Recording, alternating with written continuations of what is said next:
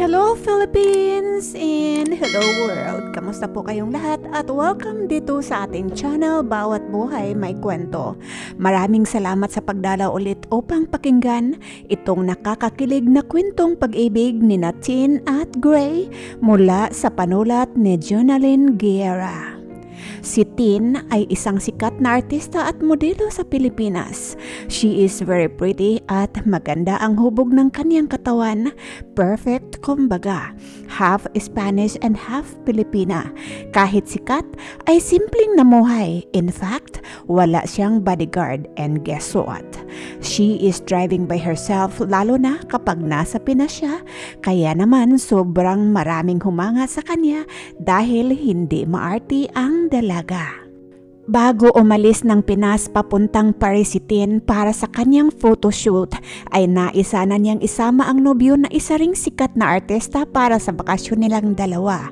Dahil nga next week ay mag 6 years na sila bilang magkarelasyon. Ngunit tumanggi ito sa kadahilanang may bakasyon din daw ito na nakaset sa Cebu kasama ang kanyang mga kaibigan for vlogging purposes na ikinagulat ni Tin. Kasi nga hindi man lamang nabanggit ng kanyang nobyong si Brian ang tungkol dito. Subalit, hinayaan niya na lamang ang kasintahan dahil malaki naman ang tiwala niya kay Brian. Mantakin mo nga naman, umabot sila ng 6 years. Comfortable naman siya, alam niyang mahal na mahal siya ng kasintahan. Kaya siya na lamang ang umalis papuntang Paris. 3 weeks din siya doon at plano nilang dalawa na late na lamang sila mag-celebrate ng kanilang anniversary. At naisip rin ni Tin na baka nga isurprise siya ni Brian sa Paris. Pagkarating ni Tin sa Paris ay tinawagan niya kaagad si Brian. "Hello babe, how are you?" Tanong ni Tin. "Hello princess, I'm good. But I must admit, I miss you already. Ikaw, kamusta ang biyahe?" Tugon naman at tanong ni Brian. "I told you, you should come with me." Sagot ni Tin na may halong lungkot ang tinig. "Baby, it's okay, maybe next time. Don't worry, we will celebrate our anniversary once you get back here, okay? At promise, magbibihib ako dito, mahal." Wika ni Brian na halatang sincere naman sa kanyang sinabi. "Okay babe, I will. O sige, I will let you go, I guess. They're already waiting for me outside. Bye babe." Nagmamadaling tugon ni Tin dahil narinig na nito ang katok mula sa kanyang pintuan. Dali-dali niyang binuksan ang pinto habang bitbit ang mga personal na bag na Hermes at LV for her photoshoot, which is ito yung brand na kinuha niya sa endorser. "Tin, ready ka na ba? Let's go!" Wika ni Syra, personal assistant at best friend ni Tin. "Yes, I am and excited." Masayang tugon ni Tin na nakangiti. "Wow, kailan ka ba naman hindi ready at excited sa lahat ng photoshoot mo?" Wika naman ni Syra habang tumatawa rin. "Well, ito lamang ang naisagot ni Tin kasi tumawa na sila pareho. Matagal na magkaibigan ang dalawa at parang magkapatid na nga ang turingan nila sa isa't isa. At ang isa pa nilang malapit na kaibigan na sikat na vlogger na si Rose kasama nila ng kasintahang si Brian. Lahat ay masaya dahil nagawa nila ng maayos ang lahat. Napahanga lahat ni Tin ang mga kasamahan nila kaya naman ang director nila ay nagpasya na magkaroon ng kaunting dinner celebration at imbitado lahat ang mga admin sa Hermes at LV company. Saya si Tin, ibig sabihin ay mamimit niya ang lahat ng mga personalidad sa mga famous na brand na ito. Noong gabing iyon ay suot ni Tin ang red maxi buckle dress na may mahabang slit. Bakat na bakat ang napakagandang hubog ng katawan ng dalaga. "Wow, ready Tin?" Wika ni Syra habang nakatitig at napamangha sa ganda ng kaibigan. "Of course let's go. Ready and let's enjoy the night."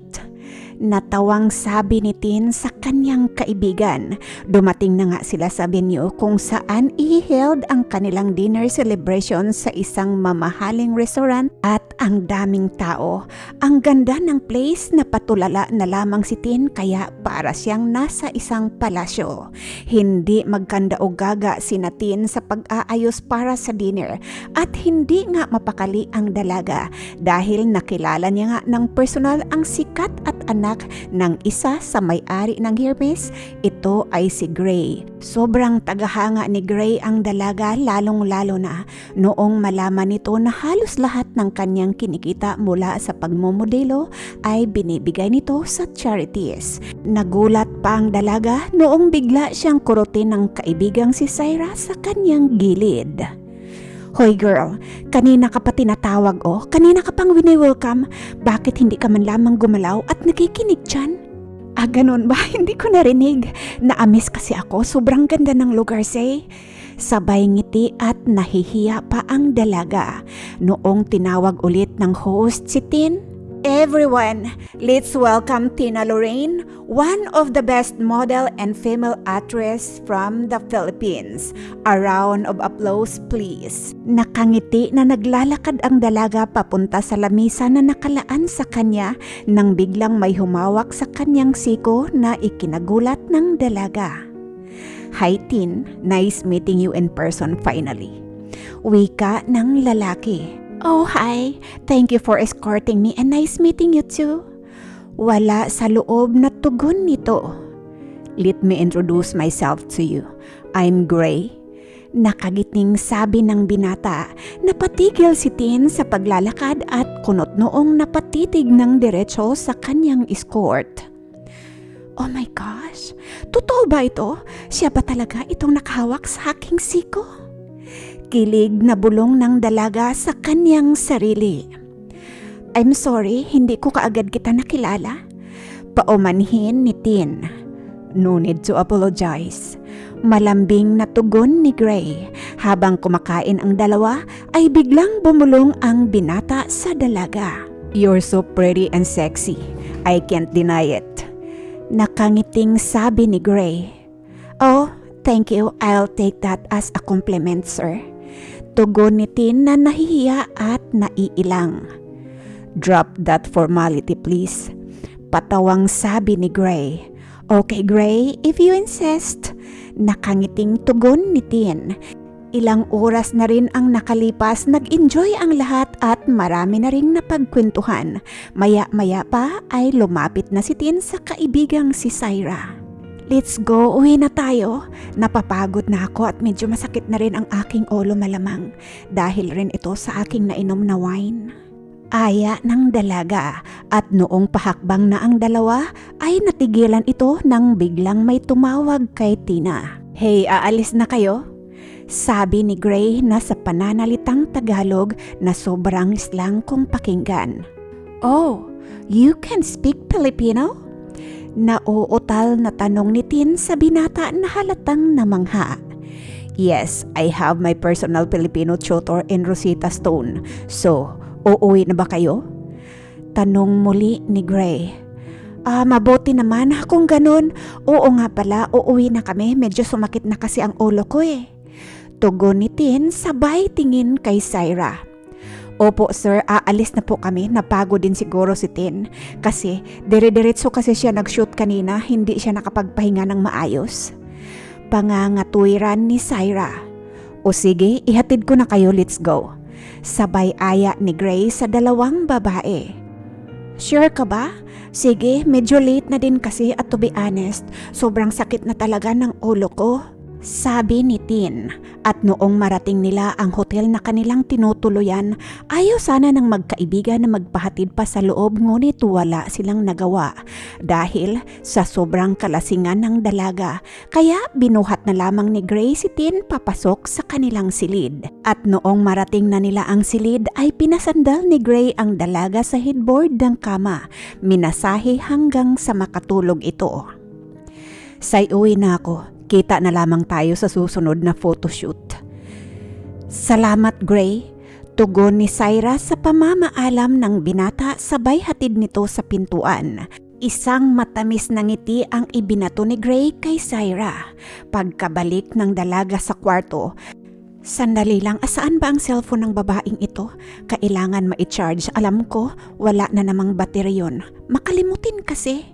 Kung sa bagay, trabaho ko namang asikasuhin ang kanyang mga gamit at ang kanyang mga schedule.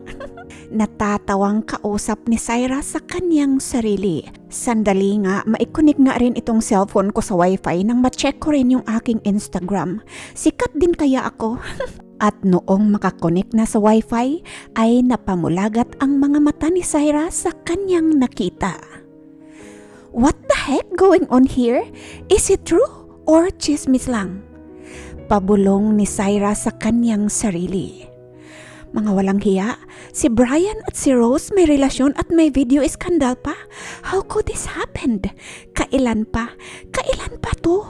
Alam ba ito ni Tin? Hindi makapaniwalang napatutok si Syra sa kanyang bibig gamit ang kaliwang palad habang nakatitig sa cellphone. At noong mapadako ang kanyang mga mata sa private message ay hindi na malaya ni Syra na tumulo na ang kanyang mga luha noong mabasa ang mga messages ng manager ni Tin na may kasama pang mga video and interview ni Rose at Brian. Walang hiya ang mga ito? Paano nila ito nagawa kay Tin? Matalik na kaibigan ni Rose si Tin at 6 years na sila ni Brian. Tin, paano ko ba ito sasabihin sa'yo? Sigurado, masasaktan ka at nakakasiguro ako. Maraming magnais na mag-interview sa'yo tungkol dito. Pabulong na paghikbi na sabi ni Syra habang nakatitig ito sa kaibigan na mahimbing na natutulog. At nakatulugan na rin ni Syra ang kanyang paghikbi dahil sa awa sa kanyang kaibigan. Kinabukasan, halos mahulog sa kinahihigaan si Syra dahil sa gulat sa lakas ng sigaw ni Tin. What the hell going on here? Bakit nila ako niloko? What I have done to him? Ano bang pagkukulang ko? Binigay ko na ang lahat. Mga walang hiya. Galit na sabi ni Tin habang umiiyak. Shh, tahan na Tin. Stop crying and stop questioning yourself. Please, I swear, hindi ka nagkulang for me. Ikaw ang pinaka-the best na babae sa buong mundo. Naiiyak na pag-amo ni Syra sa kanyang kaibigan. Say, bakit ako pa? Bakit nagawa ni Rose sa akin ito? Magkaibigan kami. At alam niya kung gaano ko kamahal si Brian. Alam niya yun. Sobrang sakit, Say. Hindi ko alam kung ano ang gagawin ko. Sabi ni Tin habang humihikbi. Niyakap na lamang ni Syra ng mahigpit si Tin at habang magkayakap ang dalawa na nakaupo sa sahig ay biglang nagring ang cellphone ni Tin at nakita nilang si Brian ang tumatawag. O ayan, ayusin mo ang sarili mo ha, magkunwari kang walang alam. Sabi ni Syra na sinunod naman ng dalaga. Babe, look, I'm sorry. Alam kong hindi ka naniniwala. But please trust me, hindi ko ginusto ang nangyari. We're just having fun that night while vlogging tapos nagkainuman kami nila Jason, Kenneth at iba pa and Tin. We are drunk that night at hindi ko na malayan na hindi pa pala na off ang camera ko. Aksidentaling na-record ang mga bagay na iyon. Wika ni Brian habang nauutal at umiiyak sa kabilang linya. Ilang beses nyo na ba ako niloko, Bri? Ilang beses nyo nang nagawa sa akin ito? Be honest with me for once, Brian. Gaano na kayo katagal at ilang beses nyo na itong nagawa sa akin? Umiiyak na pagpupumilit ng dalaga na mapaamin ang kasintahan. A lot of times, Tin. But I swear, hindi ko ginusto ito. Natitipin lang talaga ako lalong-lalo na kapag wala ka sa tabi ko. Tugon ni Brian. Wow! Ako pa pala ang may kasalanan. Shame on you, Bri. Shame on you! Ang kati-kati ninyong dalawa. Ayoko nang makita kayong dalawa at wala na rin akong dapat na i-explain sa media. I'm setting you free, Bri. Thanks for hurting me this way. Wika ni Tin habang pinapahid ang mga luha na dumadaloy sa kanyang mga mata. Pinutol niya na rin ang tawag, hindi niya na inantay na sumagot pa ang dating kasintahan. Pagkatapos ay humarap ito sa kaibigang si Syra. Please Syra, delete all my media accounts. Lahat ng pictures namin together sa cellphone na to, burahin mo at bili ka na rin ng SIM card dito. I'm staying here in Paris from now on. Wika ni Tin. How about your career in the Philippines? Sagot at tanong ni Syra. I don't care about that anymore. Pwede naman akong mag-establish ng aking career dito sa Paris. Ayoko nang balikan ang magulong buhay doon sa Pinas. Seryoso ang mukha na tura ni Tin. Hindi na umimik si Syra at dumiretso na lamang ito sa labas ng kwarto ng dalaga, maging siya apektado sa mga pangyayari at hindi makapaniwala sa nagawa ni na Rose at Brian. Tinapos kaagad ni Syra ang lahat ng inutos sa kanya ni Tin noong araw na iyon at si Tin naman ay parang walang nangyari sa kanya. Sobrang nag-focus ito sa kanyang pagmomodelo. Tinapos niya ang isang set ng photoshoot na ginanap sa Versailles Palace Garden, isa sa mga sikat na tourist spot sa Paris. At noong makarating si Tin sa kanilang hotel ay napahiga ito kaagad. Dahil siguro sa pagod na abutan ni Syra, nakatulog ng mahimbing ang kaibigan. Hindi niya na ito ginising. Lumabas siya sa kwarto at natulog na rin. Kinaumagahan ay maagang nagising ni si Tin. Hindi nito napigilan na hindi maalala ang mga pangyayari between her, Brian and Rose. Biglang tumulo ang kanyang mga luha. Sige Tin, umiyak ka. Iyak ka ng malakas na malakas. Tapos, hayaan mo na silang magsama. Ayusin mo ang sarili mong buhay dito. Hindi naman nakaangat sa kanila ang iyong buhay, hindi ba? Bulong nito sa kanyang sarili, sabay tayo, humarap sa salamin at inayos ang kanyang mukha. Sinuklay ang kanyang buhok at ngumiti ito. Okay lang yan, puso. Sa ngayon, hindi ka pa okay. Pero sigurado ako, pasasaan ba? Magiging okay ka rin. Humagulhol ka ng malakas ngayon.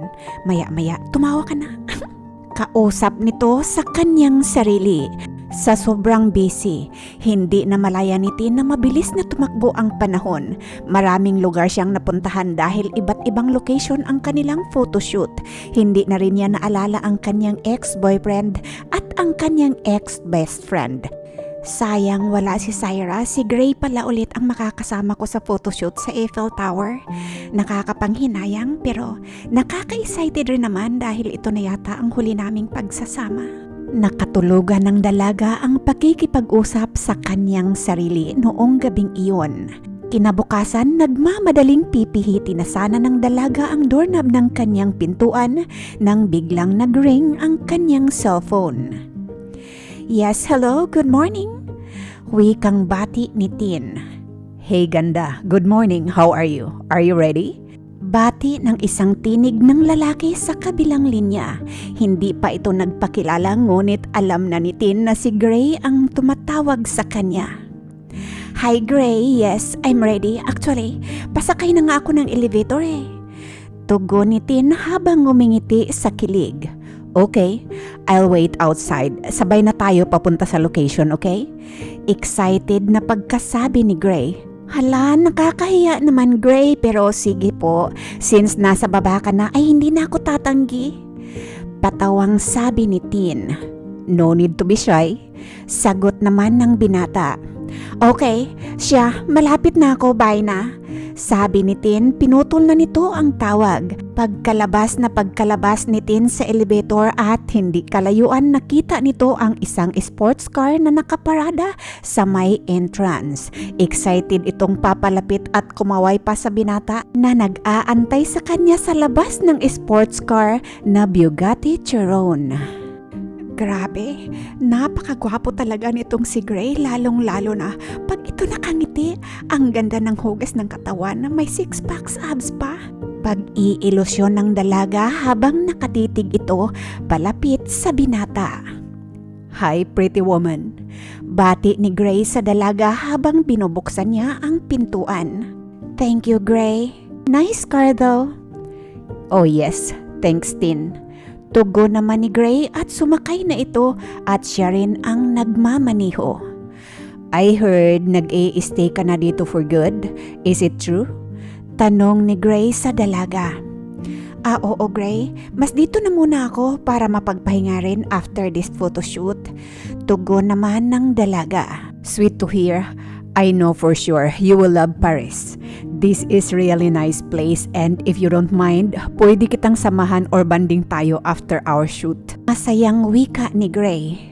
My pleasure, sige. Mag-sit tayo ng time kung kailan. I know you're working so hard din and for now, you really need some rest and vacation. Enjoy yourself and have fun. Nakangiting sabi ni Gray.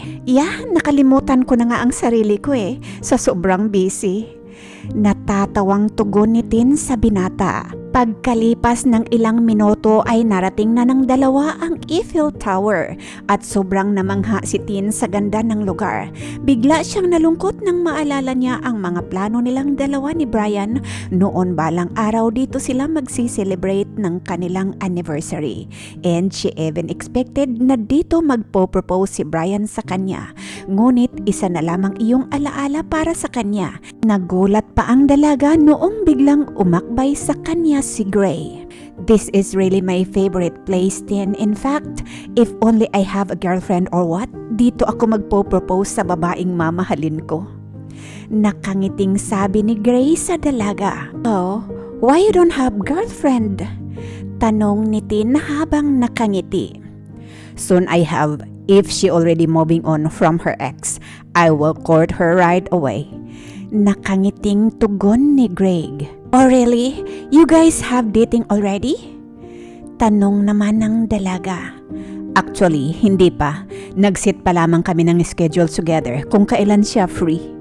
Sagot ni Greg. Hindi na nakatugon si Tin dahil bigla silang tinawag ng kanilang director to start the photoshoot at medyo kinabahan at naiilang si Tin sa mga oras na iyon.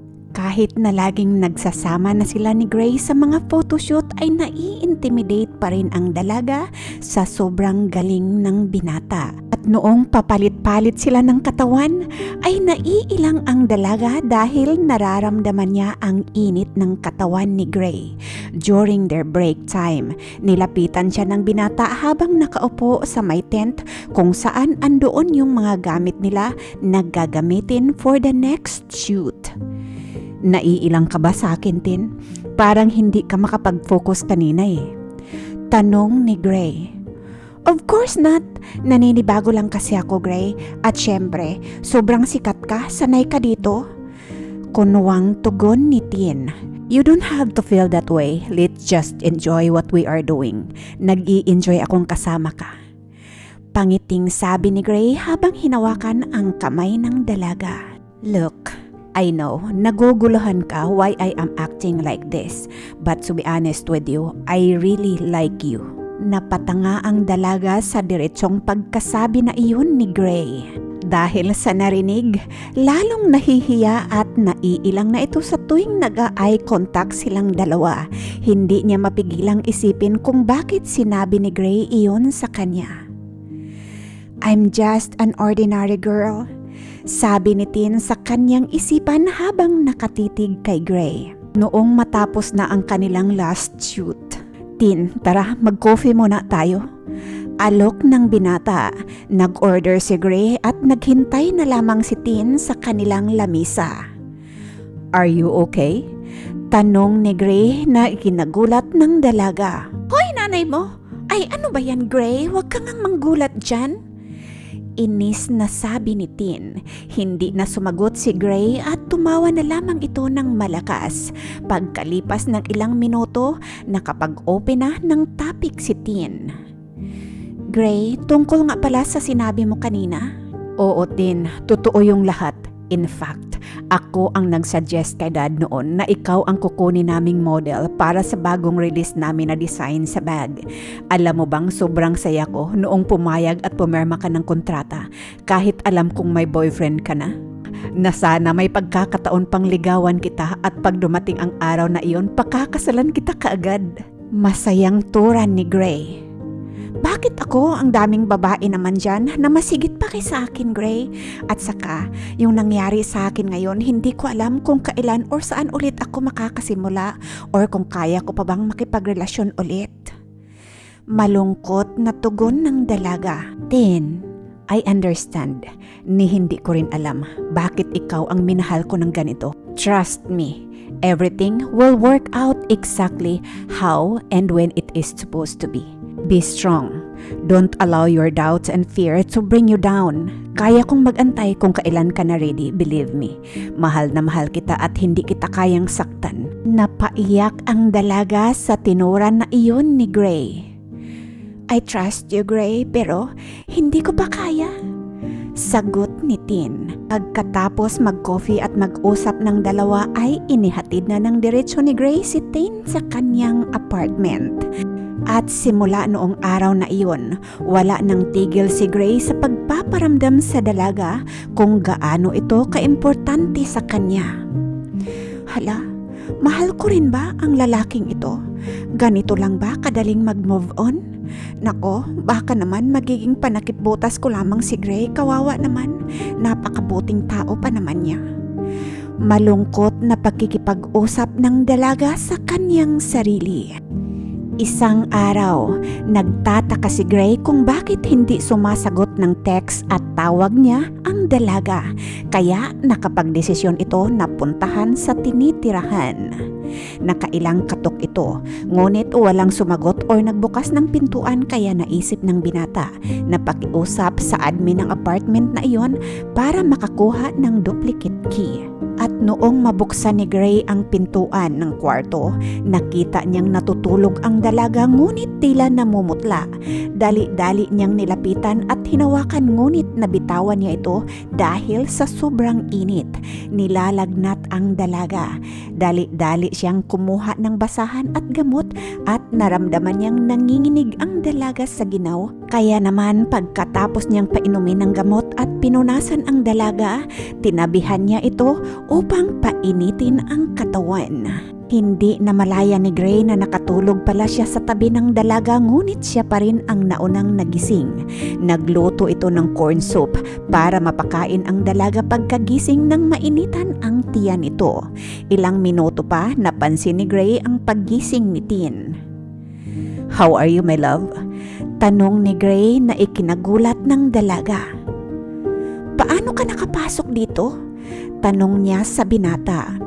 Huwag mo na akong tanungin kung paano ako nakapasok. Ang importante ngayon, makakakain ka na muna. Taas ng lagnat mo kanina eh. Pag-aalala ni Gray.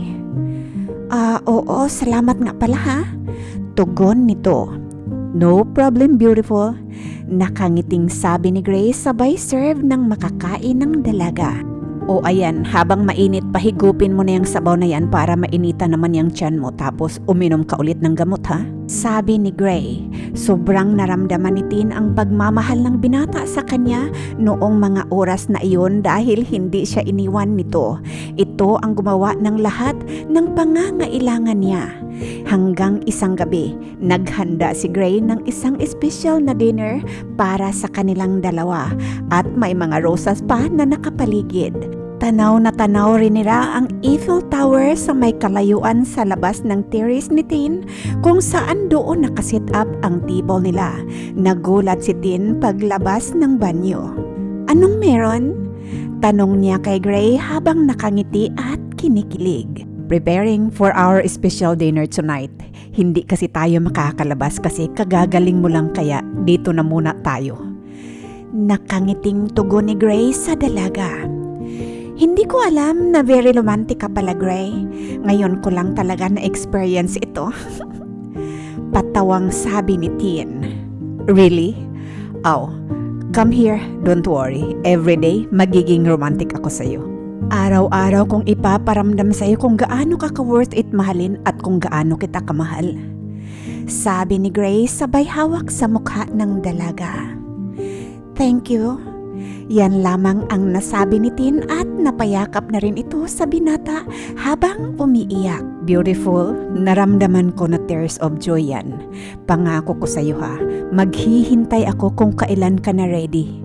Sabi ni Gray habang hinihigpitan ang pagkakayakap nito sa dalaga. Mga ilang saglit pa. O siya, the table is ready. Let's sit and eat. Let's enjoy. Okay po. Pa-cute naman na sabi ni Tin.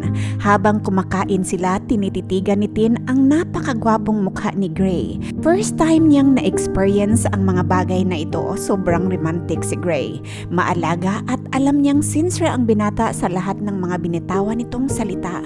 Kaya hindi mapigilan ni Tin na tanungin ang binata. Gray, are you courting me? Tanong nito. Wow, Tin, hindi pa ba halata? Natawang tugon ni Gray. Gray, sa palagay ko, itigil mo na to.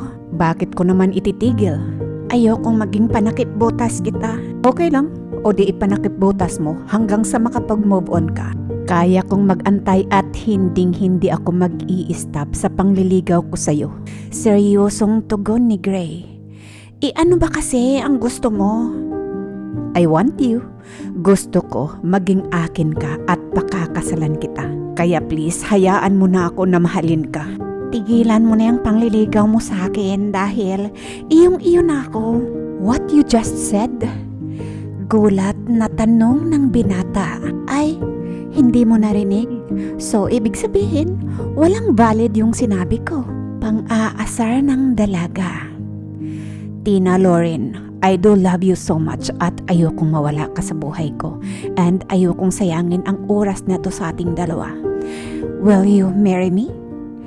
Umiiyak na tanong ni Gray sa dalaga. Shock si Tina noong makita ang hawak-hawak ni Gray na isang napakagandang diamond ring. Hindi na malaya ng dalaga na napatulo na rin pala ang kanyang mga luha. Oo, Gray, pakakasalan kita. Nakangiting tugon nito kahit umiiyak. Isinuot kaagad ni Gray ang singsing sa kamay ng dalaga. Tumayo ang dalawa.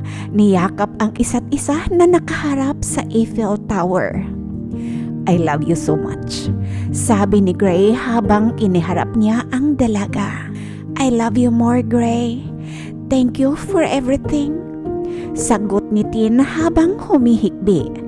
Tika nga muna pala, bakit may singsing ka na kaagad? Tanong ng dalaga. Matagal ko na kayang pinagplanuhan ito na pag dumating yung araw na sagutin mo ako, magpo-propose kaagad ako sa iyo. Mahal na mahal kita. Noong nakita kita sa isang magasin, naramdaman ko na ikaw ang babaeng bubuo uli sa pagkatao ko. Napapikit si Tin noong biglang angkinin ni Gray ang kanyang maninipis na mga labi. Lumipas ang mga araw at buwan, mas lalong masaya ang pagsasama ng dalawa. Walang araw na hindi pinaparamdam ni Gray kung gaano niya kamahal ang dalaga. Ganon din naman si Tin, pinaparamdam niya rin kung gaano niya kamahal ang binata. Alam na rin ng mga kaibigan nito sa Pilipinas na engaged na siya at malapit ng ikasal kay Gray na isang nagmamay-ari ng malaking kumpanya. Handa na lahat ang kailangang ihanda. Sobrang hands-on ang dalawa kasi sa Eiffel Tower sila ikakasal. Hindi na makapag-antay si Gray at Tin sa araw na iyon. They both excited on their special day. Invited lahat ng mga kaibigan. At si Gray mismo ang gumasto sa lahat, even sa hotel at plane ticket ng mga bisita ng dalaga. Everything is all set.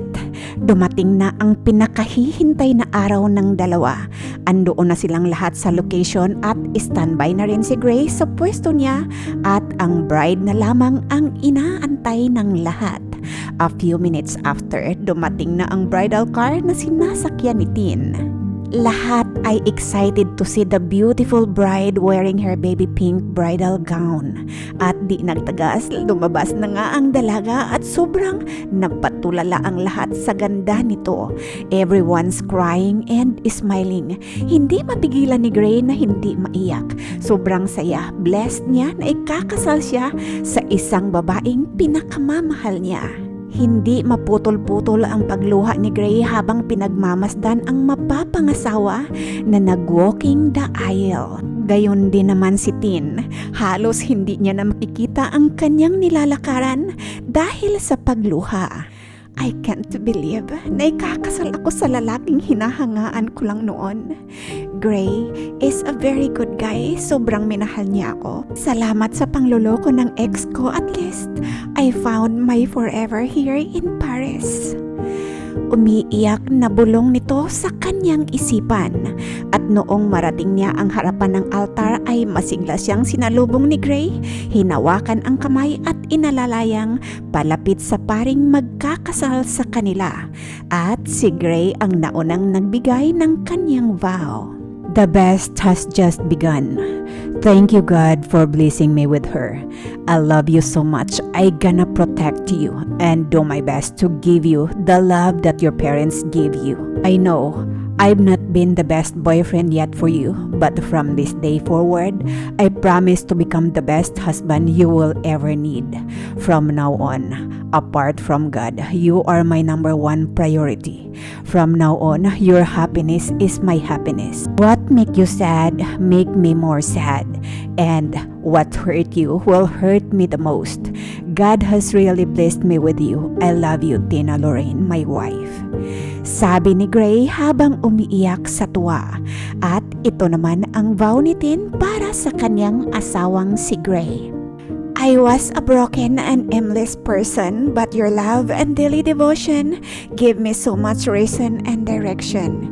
You never asked me once to change everything about myself. I honestly still don't know what I did to deserve you, but I feel like for everything right I've done in my life, you are my greatest rewards and blessing. I love you, Gray, and thank you for giving me your last name. Sabi ni Tin habang humahagulgol sa tuwa. And now, it's time to kiss the bride. Noong matapos ang kanilang wedding ay binati sila ng pari na nagkasal sa kanila.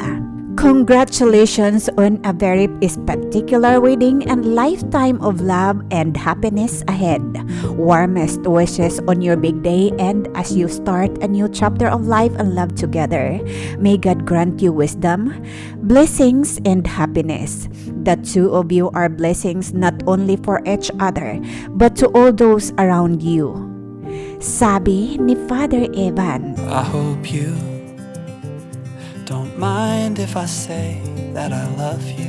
Sa pag-ibig, hindi talaga sukatan ang buwan o taon sa kakayo magpakasal. Sabi nga, diba, hindi mo rin kailangan pag-aralan ang pagmamahal kasi kusa nga iyang natututunan at nararamdaman. Sa ngayon ay masayang nanirahan sa Paris ang mag-asawang Greg at Tina kasama ng kanilang supling na ngayon din ay parehong mga model katulad ng kanilang mga magulang.